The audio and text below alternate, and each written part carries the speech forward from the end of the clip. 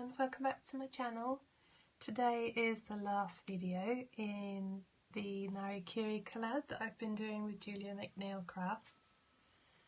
There will be a link down below in the description box to all the other people taking part in the collaboration and to the Just Giving fundraising page that Julia has set up.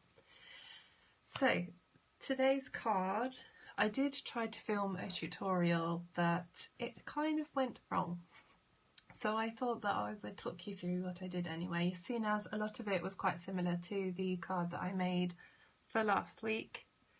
So I've done the same printing in the background, the daffodil images that Julia created for us in the background, and I went over it and ink blended with these two distress oxides and this brush, just like I did last week.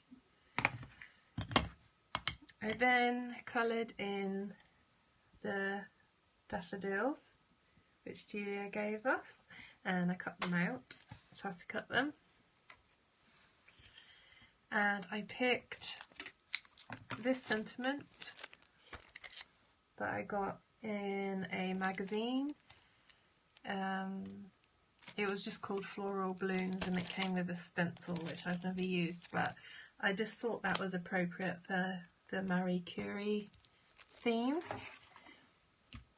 I also used this wavy stitched border, and that's called Stitch Scalloped Basic Edges. I think that's set 2, and that's from My Favourite Things. I have set 1 and 2 in here.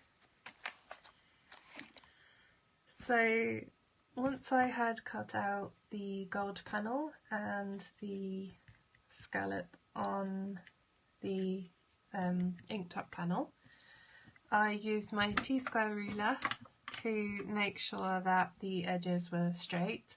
I actually accidentally cut my gold panel wonky, so I just used my T-square ruler against the card like so and marked off one edge, and once you've got one edge straight you have a straight edge to work against, so you don't have to measure them all, just one.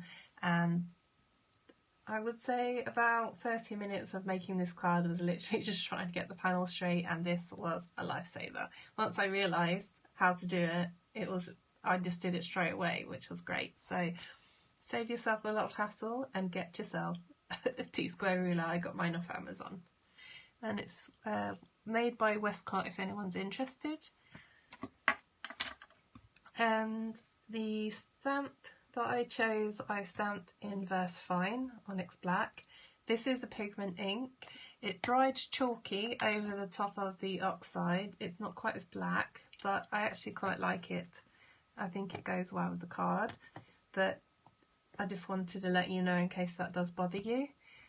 And I used a white gel pen to colour in the little flowers and add little highlights and details. It's not showing up too well on camera, but the daffodils have white on them, and there's also some white doodle dots in the background. You can see them just here, and there's a few more scattered around. I also used diamond stickles, which is one of my go-to, and I just put that in the centres of the stamens and on the centre of this flower and to cover this flower. And I did some doodling on the stamp with the little white dots in the letters just to add a bit of interest. I finished it off with these 3 gems. I think these are from the range. They come in a pack with different colours, and then I added a border just to frame it because I felt like the card looked a bit too long without a frame. I don't really know how to explain that any other way, but it just made the proportions work better putting a black frame. And I just used a fine liner pen. I think it's a 005. So yeah,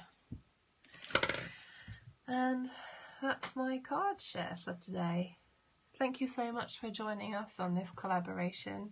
It's been really great fun to make projects that are going to help such a good cause and raise awareness and hopefully some money.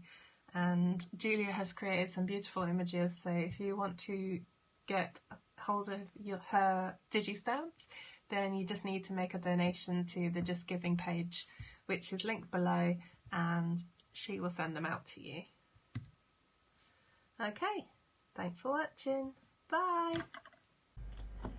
50 awesome points to everybody who got this far in the video.